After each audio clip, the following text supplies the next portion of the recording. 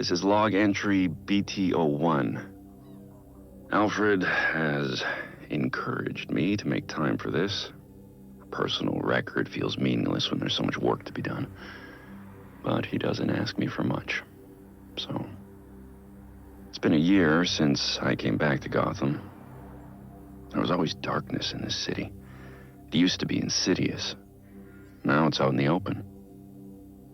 The police ignore violence and embrace corruption. Someone had to do something. Batman felt necessary. A year later, it's clear he is necessary. He's the one who speaks the only language Gotham's enemies understand. Violence and fear. It's working. I'm starting to rein in the chaos. But I need to be more careful. Batman is always on the edge of a knife. If I let him go too far, he becomes one of them. That can't happen. Batman can't kill criminals. He needs to demonstrate a higher standard. As Alfred put it, surrendering to violent impulses is easy. Controlling them is what takes courage. Gotham doesn't need a Batman with blood on his hands. I'm doing my best. But there's always room for Batman to improve. Not all of these criminals need to be hurt. Some of them just need help. Alfred was right. This did make me feel a little better. Or at least, I think I understand all of this more. Maybe this record will be useful someday. If I ever have doubts about Batman, Gotham, or any of it. But that's definitely for later. For now, Batman has so much left to do. Log entry BT17. So much has changed since I recorded the first one of these. I spent the entire time thinking Batman could do this alone, in complete secrecy. But that's just not possible. Besides Alfred, there are two people on the planet who know Batman's true identity, and only because I told them. It's a risk I don't regret. Jim Gordon earned the right to know. He's the only cop in Gotham I truly trust. And I've learned so much from him, especially about how we achieve justice. I envisioned Batman as vengeance, but Jim helped me make something more out of it. I never wanted to be a detective, but I'm good at it. And he makes me better. What I like most about Jim is that he doesn't want the recognition. He only wants to do what's right. Lucius Fox has me thinking a lot about what right means. When I asked him to help Batman, Lucius wanted nothing to do with it. Justice defined by a white man with wealth and power is hardly justice, he said. It's a crusade. That's why I love Lucius. He doesn't care what Bruce Wayne thinks of him. At all. But he cares deeply about what Batman stands for. Lucius is my moral compass. Once I realized that, he finally agreed to get involved. I'm grateful he started by saying no. He was right. Batman shouldn't be a caped crusader. Gotham deserves a better kind of knight. Log entry BT28. It's New Year's Eve at... I suppose it's New Year's Day. Anyway, Alfred asked about my New Year's resolution. What does Bruce Wayne want to achieve this year? I didn't have an answer for him, so he locked me down here with my tea until I figured it out. Batman's purpose is clear. Mine isn't.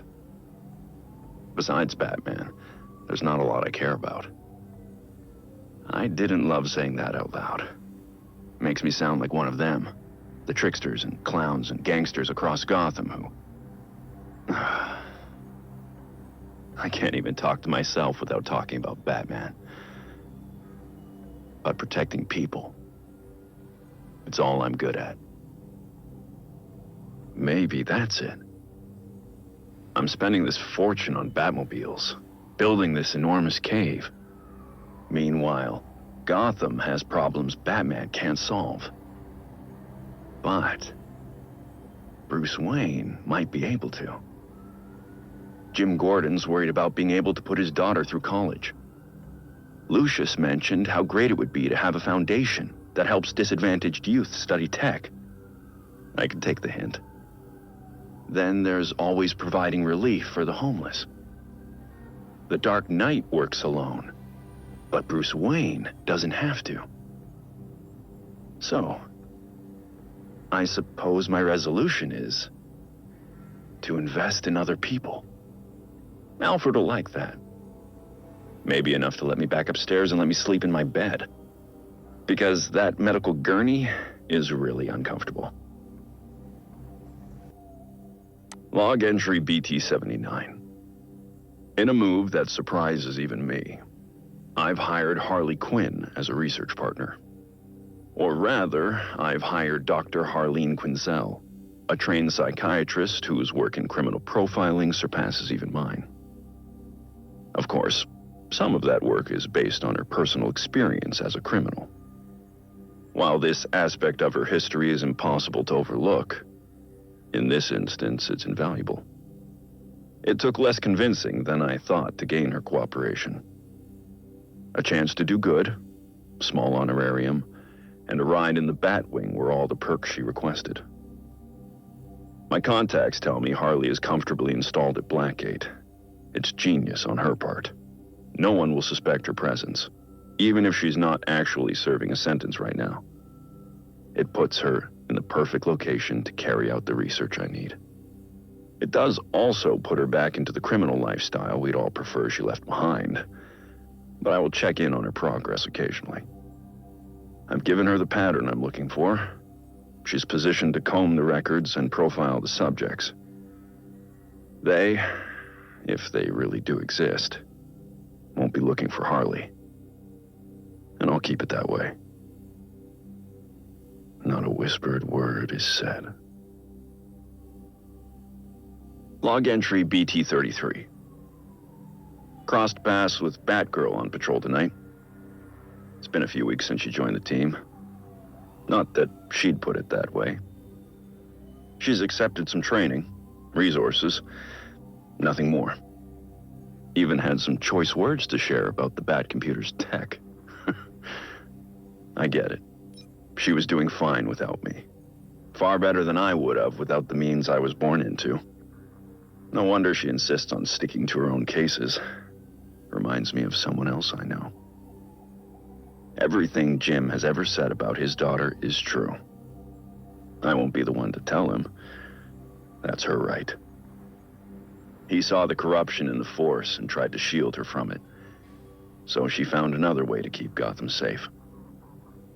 But she is not like Batman. Batman and Robin fight crime by cover of night. But Bruce Wayne and Dick Grayson are somehow still sheltered, in a way she isn't. She sees things that we don't. Maybe we've lived in a mansion too long. Barbara's different. She's driven by something I can't quite understand. Most people freeze up when faced with others' pain.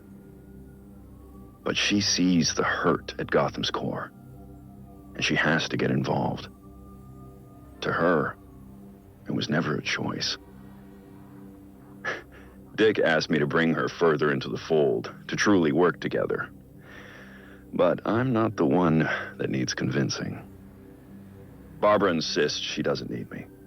And frankly, she's right. But Gotham does need Batgirl. We're fortunate to have her on our team, in whatever way she sees fit. Log entry BT-66. Earlier this week, I confronted Basil Carlo, otherwise known as Clayface. It didn't go as I had hoped. I keep asking myself, could I have been faster? Maybe. Led him away to safer ground. I'd been over the footage. No. He had several hostages at the reservoir. There was no time for backup or for elaborate plans. We fought, and he lost his footing. I couldn't stop him. When he hit the turbine, it confirmed what I had feared. One of us was going to die that night. But Basil always had a sense for the dramatic. An epic confrontation in front of an audience would have fit his plans. As he put it, it was most important to be seen. Looking back at the footage of the fall, I remembered one of Basil's earliest roles, a bit part in an adaptation of a Sherlock Holmes story. I compared the footage to his early film, and the staging was nearly identical. Now I wonder if he didn't cast himself as Moriarty to my Holmes, with that reservoir as Reichenbach Falls. Or, more in keeping with his ego, he cast himself as the hero. I'm going to continue studying Basil's DNA. If what I suspect is true, it's possible that some part of Clayface is still out there, alive. But what could be left of him? Log entry, BT42. Alfred, I can't do this. Not now. If you don't make time for this now, Master Bruce, then when will you? Take all the time you need.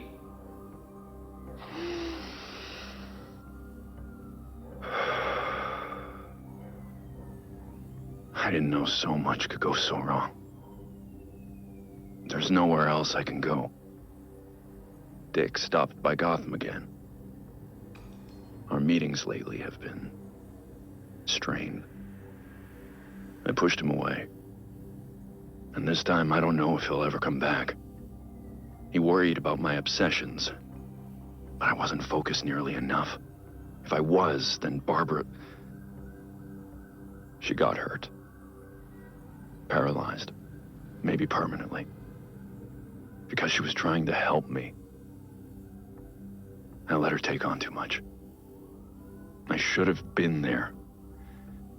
I failed her. Barbara, and Dick, and Jason. Jason barely got a chance. He could have been great for Gotham. The best kind of Robin. But he was reckless, rushing into danger like that. No. I'm responsible for this. After being too strict with Dick, I tried to give Jason more freedom. I should have been paying more attention. He went off on his own to be a hero. Then that monster murdered him for it. He was killed because of me. I'd do anything to fix this. Things I said I'd never do. Like speak with Talia again. I swore to myself I'd never consider using a Lazarus pit. The risks, even compared to death, were too great. But I had to know if resurrection was even possible. But when I tracked her down, I couldn't even ask for her help. One more thing I got wrong. And Talia just laughed. I broke almost every rule I have to bring Jason back. And I have nothing to show for it. He's really gone. 16. Batman failed. I failed everyone. I don't know how to make any of this right. But I'm going to find a way. Log entry BT70. I don't often have dreams. But this morning, I woke up from one about Nightwing. Dick came back to Gotham. We sat right here in this room, together. He let me explain myself, apologize for pushing him away. I found all the words I should have said before he left. That's how I knew none of it was real. He asked me about something we used to talk about. Batman's legacy. You know, who wears the cowl when Bruce Wayne can't. For years, I thought I had the answer. Every time I looked at Dick Grayson, I saw the next Batman, but Dick never wanted it. I've been monitoring his activities in Bloodhaven. It's amazing what he's accomplished on his own. His way, with courage and kindness. I see it clearly now. I don't want Nightwing to become Batman. I need Batman to be more like Nightwing. Despite everything, I just wish he was home, so we could talk. Really talk. I'd tell him how proud I really am. That Nightwing is the better version of what Batman was meant to be. That because of Dick Grayson, Bruce Wayne became a better man. I'd tell my son that I miss him. I'll tell him the next time he comes back. He doesn't need me bothering him. He doesn't need me at all.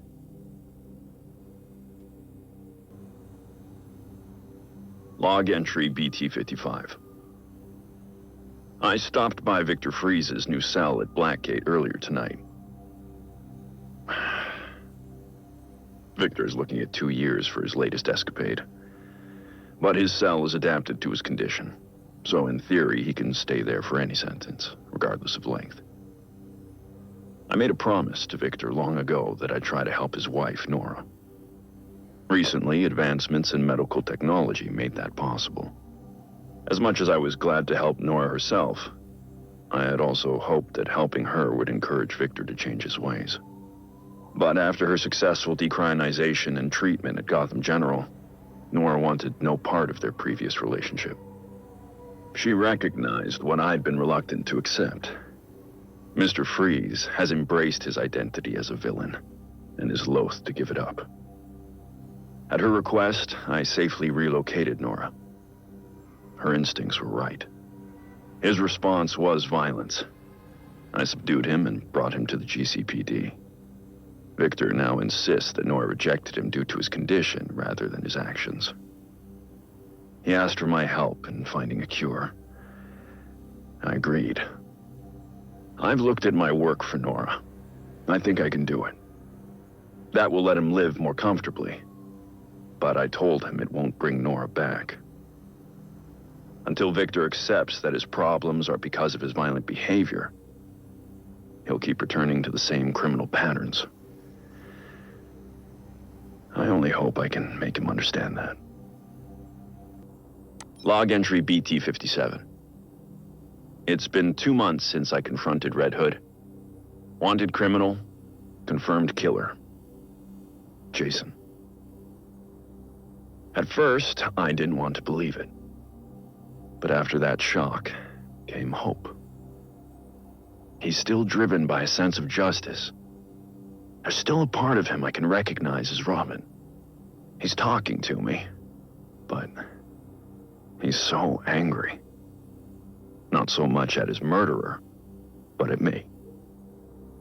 I deserve his anger. He was just a child when I put him in harm's way. I pushed him too hard, too fast. He's made it clear that he'll never let go of his desire for vengeance. But he's come to understand that violence has its limits. I can only be grateful Jason's meeting me halfway. He's accepted counseling. We're finding a way to move forward. He's even suggested we work on a new kind of pistol for him, together. Something that's more bat-friendly. I have some reservations about that, but he insists it's possible, and his prototypes are promising. He's making an incredible effort to come back from that cliff. To be a better man. So far, I've been unable to find out what happened between Jason's murder and his appearance on Gotham streets as the Red Hood. His amnesia seems total, but not necessarily irreversible. Maybe with time he'll remember. Alfred and I ran every test we could think of. The last one confirmed my suspicions. We found evidence he'd been exposed to a Lazarus pit. Was Jason revived by Raish? Talia? Another faction or cult? Raish has healed his injuries, no matter how severe, in Lazarus pits. Ongoing exposure has rendered him practically immortal, though at the cost of his humanity. Raish's original goal when he founded the League was to destroy a corrupted society, to then rebuild it to a purer form. Now, he seems to have lost sight of any reconstruction. He views all human beings as irredeemably flawed, even Talia. For all his anger, Jason is nothing like that.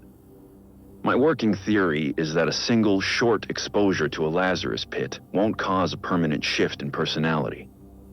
But I need to learn more. For Jason's sake. I won't lose him again. Log entry BT-49. 6 months since Tim Drake showed up. This kid not only figured out Batman's identity, but connected every dot. Nightwing, Alfred, Jason Todd, and at just 13. Tim is certainly smarter than I was at that age. In a raw sense, maybe even now. A natural detective. When Tim figured out who we all were, my first thought was, how did he do it?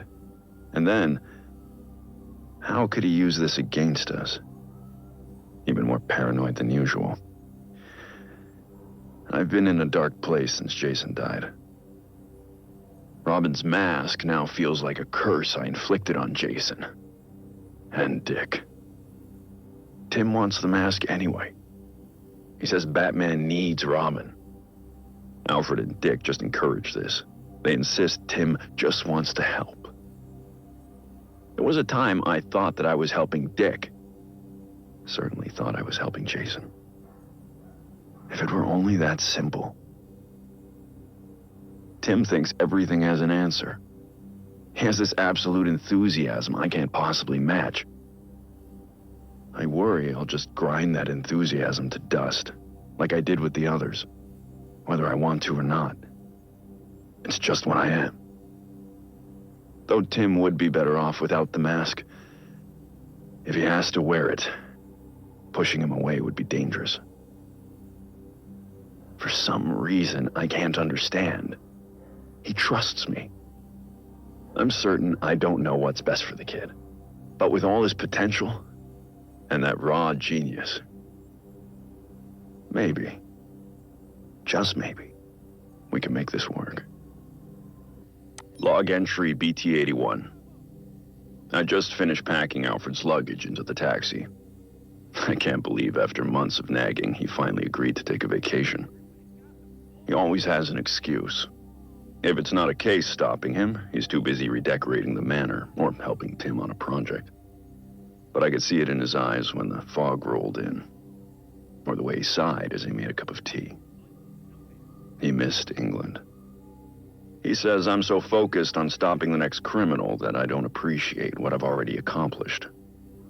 But he's guilty of that too.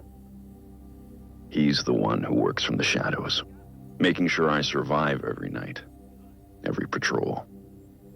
If anyone deserves a vacation, it's Alfred. I looked it up. The last time he took time off was after we captured Firefly, at least 4 years ago. I don't think he would have left if Tim hadn't promised to look after me while he's gone. Even Jason stepped in and said he would cook for me so I don't, and I quote, die from salmonella.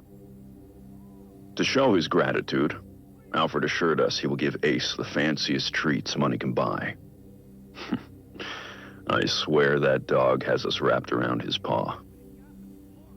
Anyway, Alfred shouldn't worry so much. I'm clearly in good hands. And I'll sleep better at night knowing he'll be out of reach of the people I'm currently investigating.